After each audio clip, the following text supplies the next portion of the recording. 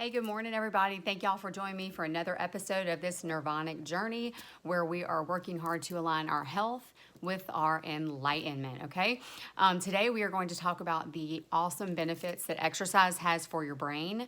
Obviously, you know that exercise shapes your body, it tones you, it gives you, a better feeling, helps your clothes fit better. We know exercise is good for that, but it is also very good for your brain, okay?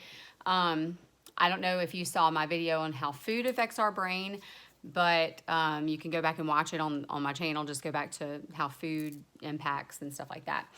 Trying to detoxify and decalcify your pineal gland and stuff like that. Okay, so YouTube sent out a message that sorry about that, that some people will take other people's content or whatever.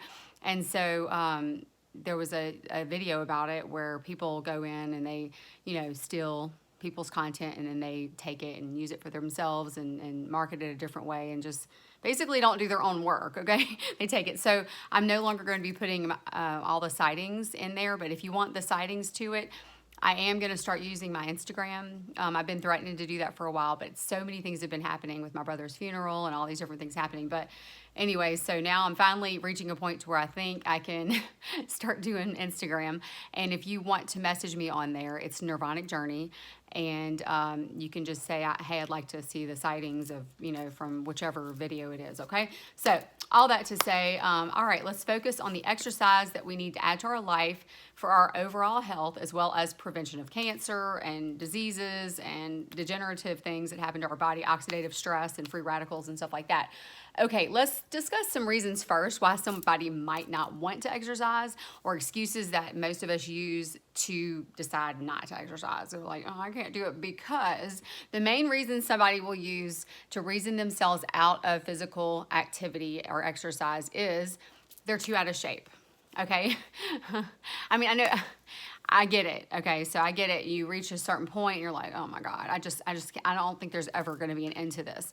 Well, that might have something more to do with mental health, something like that. You may want to, seek some, somebody that would help you like sort through maybe some emotional problems you might be having or something like that. But I get it. It seems hard, but I promise you, stick with it. You're going to feel better. Your mind's going to feel better. And then your body will eventually show results. Remember, the scale is your enemy, okay? The scale is your enemy when you're trying to lose weight or use exercise for that purpose, because it's going to, muscle weighs more than fat, okay? So it's very true. So what you want to use is a tape measure. And you also want to try your jeans on. You're going to see that your jeans fit better, okay? So start slow. Work your way up. There's no need to go to the advanced yoga or Pilates videos. There's no need to go to the gym and do what she's doing or he's doing. They've been working out for, regularly for a while, okay? And to get up to that point, you have to work yourself up. Start going to the mailbox and coming back. Then walk down halfway down the street and come back, and then walk all the way down the street and come back, and then walk around the block and come back. I mean, just start slow, okay? And of course, check with your doctor before you start any exercise routine. All right, exercise is so much more effective than fad and expensive diet plans, and it's free, okay, unless you join a health club or something like that. It'll take some time to start seeing results, but you will feel better, and when your clothes start fitting looser, you can know for sure that you're losing weight, okay? Another excuse people use, number 2, is they're too tired, okay? They're too tired, work, and all this kind of stuff. I would recommend that you get on a good B multivitamin. I have a video on that too, and B vitamins are great for energy. Most people that are lacking in B vitamins are depressed and tired. Okay, so get your B levels checked out by your doctor, and do your own research on B. I'm never going to tell you what you should do, but do your own research and read. The one that I've been taking for years is called Be Right by Jaro, and it's really, really, really good. I think it's a food-based or something like that. I don't know, but anyway, it works great in my body and gives me a burst of energy that I need, okay?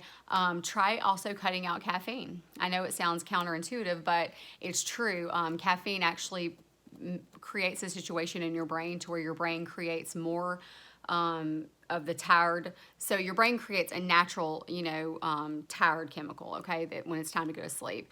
Well, when you drink caffeine, it fills those up and your body creates more because you are tired and you do need rest, okay? So it's look it up. What does caffeine do to your brain? Okay, and then you can find out more on that, because this is not actually about that. But try cutting back on caffeine or cutting caffeine out. Okay. Let's see, exercise at your most energetic time of day, okay?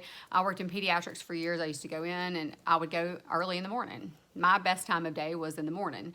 And so I would get up at 6, head over to the gym, shower and get ready at the gym, and then head back to work. And so just, try to get it. If your most energetic time of day is going to be after work or in the night, the evening, do it according to your body. Listen to your body.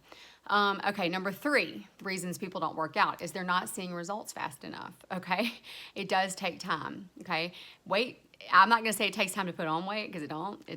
Weight comes on pretty quick, and getting unhealthy can happen within 6 months' time. You might have been really, really fit, and all of a sudden you let yourself go. That happens quick, but it does take time to get yourself back. You will feel better before your body looks better, okay?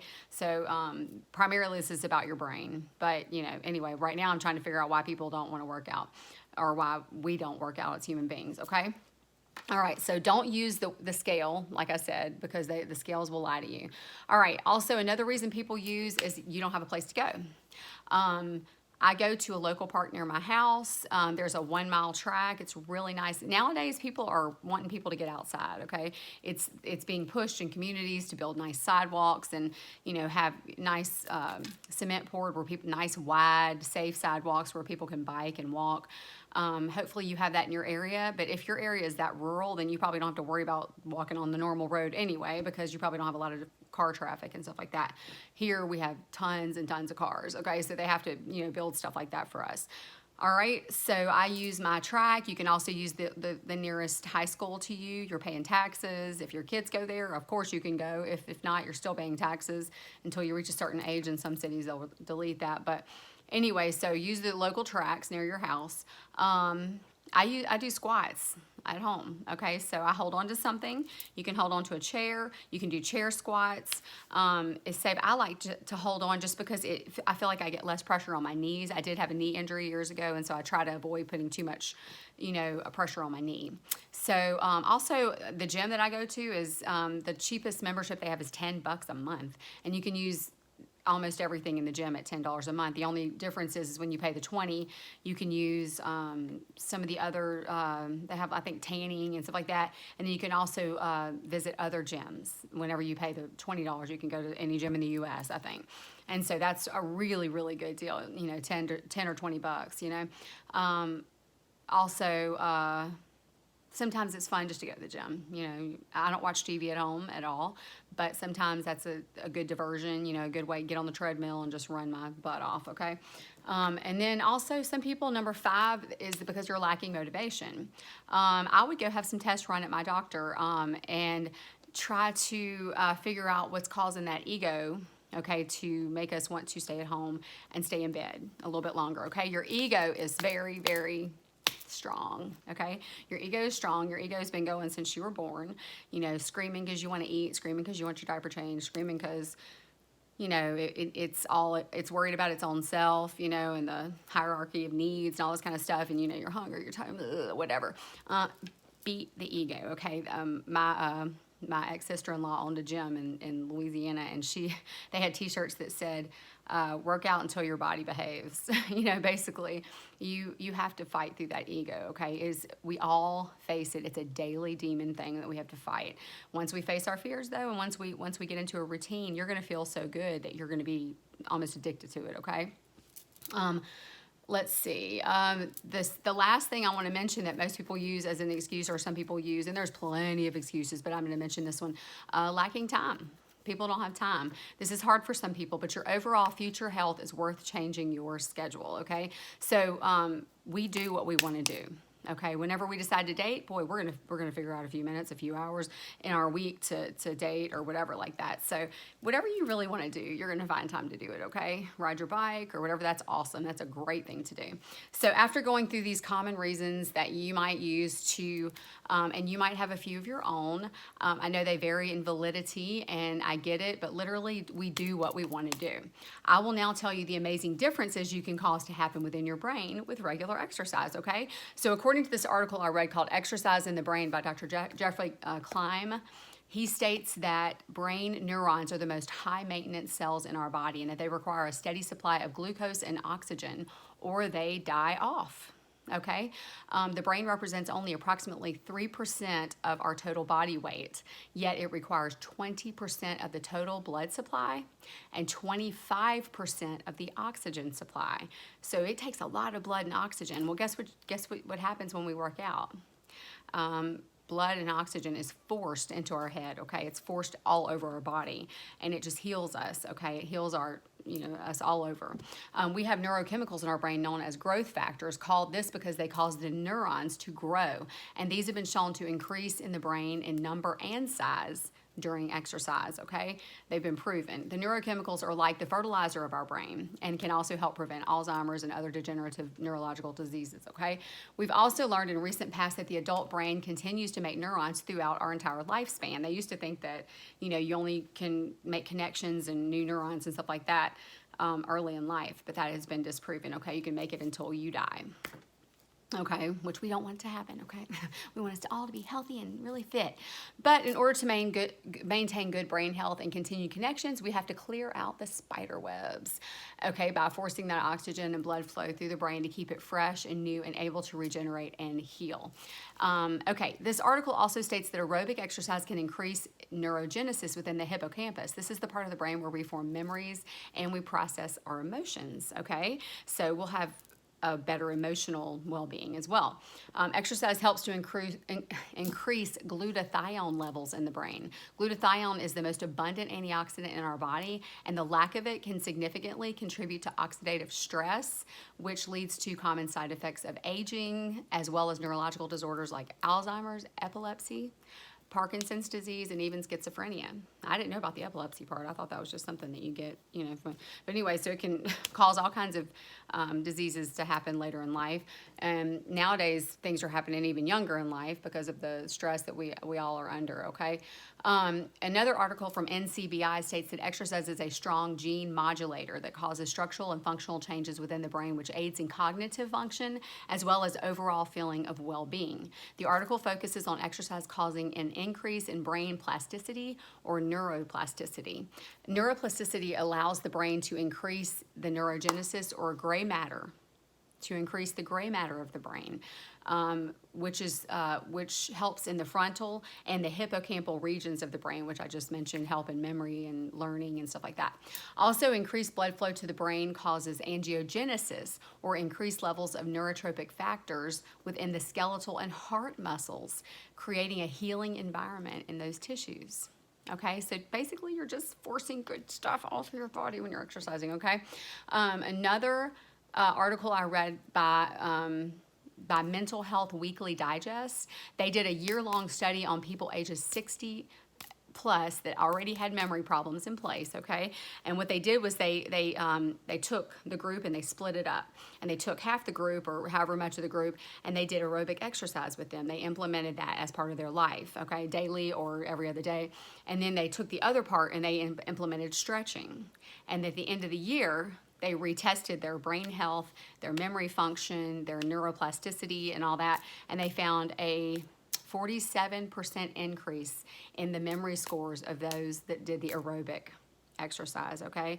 That's huge, guys. That's huge. I mean, if you're young and you're struggling with brain health because of stress and oxidative stress and the crap we eat and not exercising and things like that, I mean, that's really huge, okay? Because our brains are working even better than those that are 60 plus, unless you're 60 plus. But I'm just saying, like, those people that are younger in their 30s. I know my son who's 26. He's like, Mom, I'm just like, I have such a hard time remembering and remember to do things and stuff like that. And, and a while back he did this. And so he started trying to create his own, memory vitamin or something like that, where he could help people with their memories and stuff like that. But I mean, this is huge, okay? Because he's not 60 yet.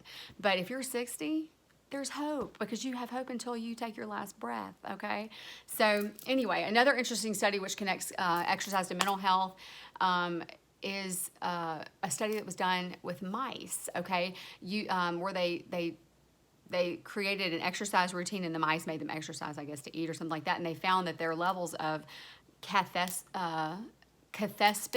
or cathepsin P, I'm sorry, cathepsin P increased. And also as their cathepsin B levels increased, their memory increased, okay? So cathepsin B, okay, is the name of that if you want to look that up. They took, so they said, well, it works in mice. What about people? So they went to a college campus and took 43 college students who were couch potatoes, okay? They just sat around and, you know, watched TV, played games a lot. And they said, hey, we're going to change your life here. You know, do you want to sign up? And they were like, yes, I need something different. And they found that, they put them in several workouts a week, and they found that their cathepsin B levels also rose just like the mice, and their memory also went up. Their test scores went up, and, you know, that's so exciting to me. Well, I loved making these connections. This is so fun as usual. I love it. I'm addicted to the human body and how it works. And I want everybody out there to feel wonderful and have an overall sense of well-being, so that when you're sitting to meditate or sitting and trying to get grounded, that you're not having trouble because you're hurting or you're struggling with weight or, you know, brain, you know, fog and stuff like that. I want us to all be healthy and be on the same page, okay? So let's let go of the laziness, let's let go of the excuses, and let's just get in there and do it. And leave me some comments below as how exercise has helped you guys, okay? Love and blessings to all of y'all, and namaste.